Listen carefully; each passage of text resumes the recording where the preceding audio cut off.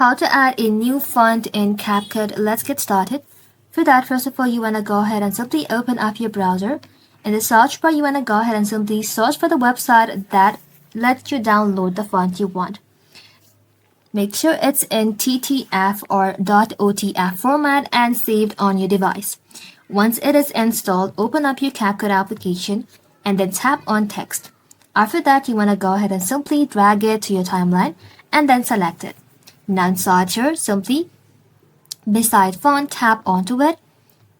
And just like that, you will be able to find all the downloaded font in here. Locate the font file you just downloaded and then tap onto it to import.